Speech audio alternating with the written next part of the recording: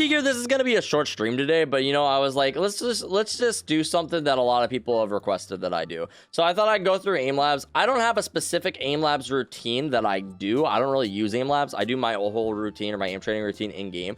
So if people wanted to watch that, I'll actually link that in the description of this video if I do end up uploading this to YouTube. But I figured people are asking about Aim Labs and stuff. What are some good exercises for Valorant? So I figured I'd cover what I've done in the past and things that I think work pretty well. So I do have to log into Aim Labs. How do I, what was my login for this? So if you haven't done this already, when you load into Aim Labs, by the way, make sure that you convert your sensitivity to the correct game. Otherwise your aim training is going to be not as effective.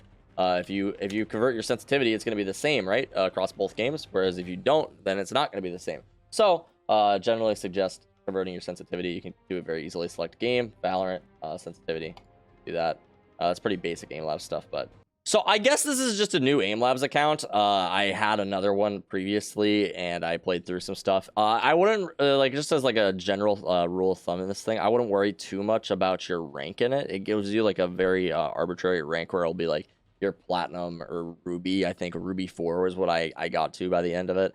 I don't really use Aim Labs, like I said, a whole bunch anymore, but those are all based off of the whole scope of all of the trainings and stuff. So like if you struggle in one area, say that it says that you struggle in speed or something, if you do speed practices to bring your speed score up a little bit, it brings up your rating like drastically. So you could have like a really high score in flicking, for example, but then if your tracking wasn't very good, it would bring you down like a shit ton. So it's like, it's an addition of like all of these. If you really want to get higher rank in Aim Labs, what I suggest is just making sure that you're a well-rounded player rather than focusing on like one or two exercises.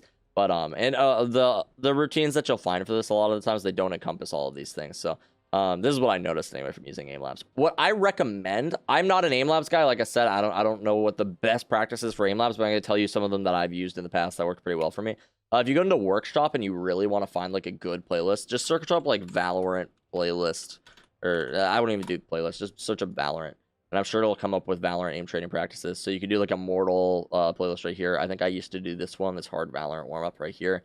There's tons of routines. Here's TenZ's Valorant playlist. This is by TenZ actually. So let's try TenZ's one right here. This is the easiest way that you're going to find playlists for you to like test out.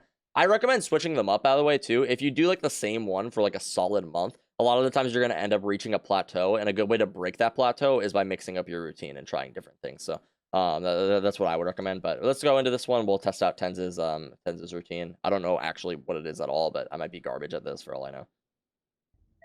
Okay, so this is just a tracking exercise. So you just try to follow the balls and stuff. Tracking exercises are really boring, but over time you're going to improve at them. So I think that's good, and I think that it's a pretty important thing in Valorant, actually, despite what a lot of people might think. So people say tracking isn't as important in Valorant as it is in a game like Apex, which is pretty much all tracking, right? But it's still pretty important for like just keeping your aim steady and like pistol rounds and stuff like that. You miss a shot, like correcting, it's really good for when you're trying to shoot moving targets. A lot of the times, it's really good. I noticed a lot of improvement when I started focusing more on my tracking and less on my flicking. You'll see a lot of people who just do like grid shot and Aim Labs, and realistically speaking, grid shot is like okay for training your flicks, but and just like control in general, but it's definitely not like the be all end all. Like a lot of people compare their grid shot scores like they matter. They don't really matter. I imagine something like this would be really good for multi kills or just like practicing multi kills, right? So like you shoot the first target and then you have to transfer onto a different target. I think it would be very beneficial, just for like practicing something like that in your game. Because how many times do you kill somebody, or you see a couple targets in a row, right? And you're only able to kill the one. Another thing that something like this would be good for, that exercise like that, you know, when you peek a corner and you have your crosshair on one place, but then you have to correct to where the actual target is, right? Because maybe they're not like right in the vicinity that you were looking at. That's where something like this comes into play, I believe. Oh, this is just flicks. Okay. Oh, I have to turn around. Oh, okay, interesting. So this will train your like 180s. So this would be really good in like clutch situations just to practice that. Or to practice your mouse control too when you have to do a 180. Because it does happen every now and then in Valorant. Obviously, like this isn't something that's super common. You're not doing this every single round. But a lot of the times if you're in a clutch situation and you believe a target's behind you and have to turn around, just knowing how much mouse room you're going to need to be able to make a move like that would be really good, right? So you know that like subconsciously, and like you also know if you have like enough mouse room, you'll know if you have to pick your mouse up. It gets you trained for that too, picking up your mouse a little more. It's not easy for me because I play on a relatively low sense, but I think that there's a lot of people who play on a little bit of a higher sense. For me, my 180 is like basically my 360 is like basically one swipe of my mouse. So for me to turn around, it takes about half my mouse pad. So sometimes I do need to position a little bit more. And the reason I'm kind of explaining what these things are good for too is just so like people understand why they would want to do each task. So you can kind of like craft your own playlist, right? Or you can figure out what works for you. Because I think that a lot of people just kind of like blindly do these things and they don't really know exactly what situations these things are helpful. So I'm trying to like provide examples of situations in which like tasks like these are going to help you within the game, right? So this one's going to be a multi-shot. I'm very intimidated by multi-shot, especially when there's speed, because the orbs get smaller or whatever the things that you're trying to shoot. So we'll see how this goes.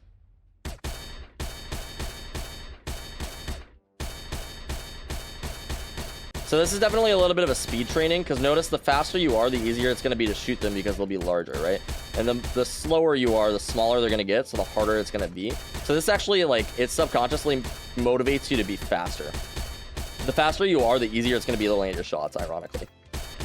And this will help your reaction time, probably. It also helps just, like, your speed of shooting targets. Because sometimes it's not a reaction time that's the problem. It's, like, the way... how long it takes you to position your mouse, you know, like you're reacting in time, you're just not getting your mouse to where it needs to be in time.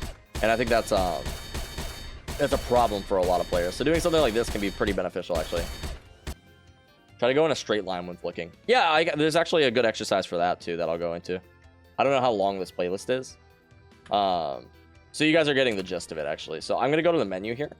As Bappo just said, try to go in a straight line when flicking. This is an important thing, just to like save you time to make it like your flicks faster and stuff like that, but also it'll probably make it more accurate, honestly.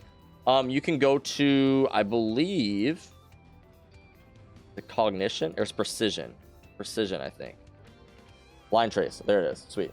Okay, so line trace is really good. I actually noticed a huge improvement when I just started doing this one. Like I would do it like once a day or something like that, and it actually helped me a lot on my flicks, made me a lot more accurate. I've kind of let it go since, because I haven't really touched this, but this is probably something I'd come back and do a lot, honestly, in Aim Labs, just to like practice it a little bit more, because I think a lot of people think their flicks are a lot more clean than they actually are. Optimally, you want to make sure that you are straight when you do it. So notice the line. You want to follow the line to your target, and you don't want to go off of it, because this is the fastest route to your target.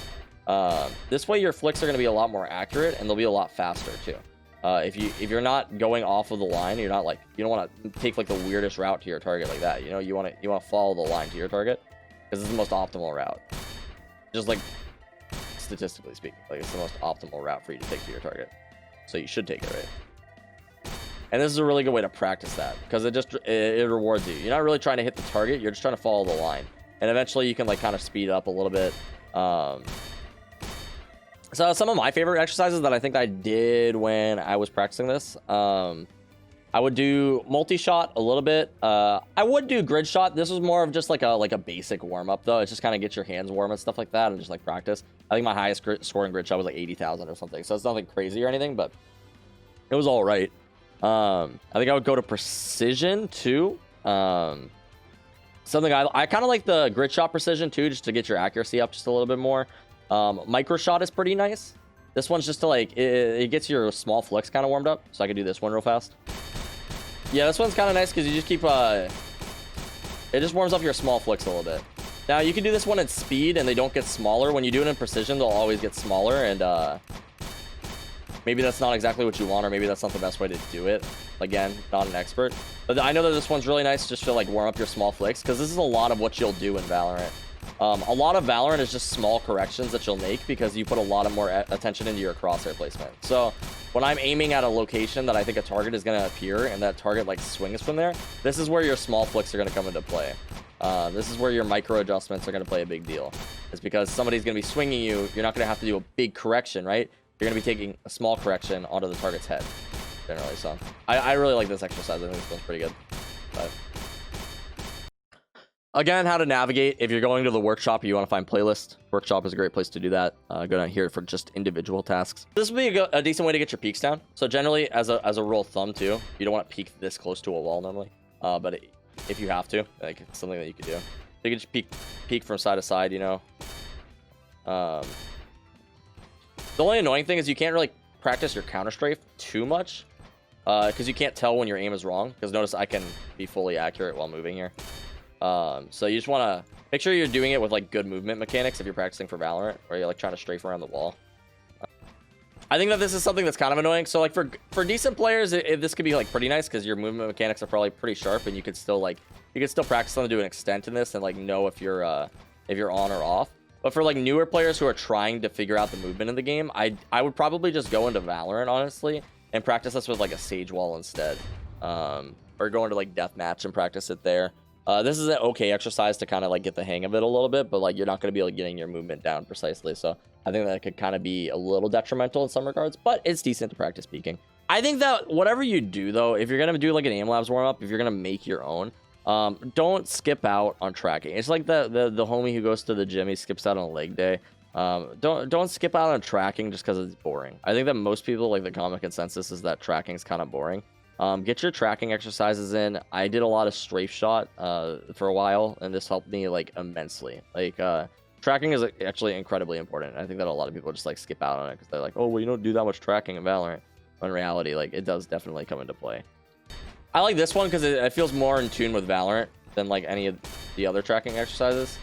Because in Valorant, this is oftentimes how your pistol engagements go, right? You have a dude moving, and you're trying to tap him in the head as he crosses. Anyway, though, that's gonna do it for this. Like, if you guys are looking for an Aim Labs routine, I'm not like an Aim Labs expert. I would just say to go to Workshop and like find any Valorant playlist. They're all gonna be pretty decent.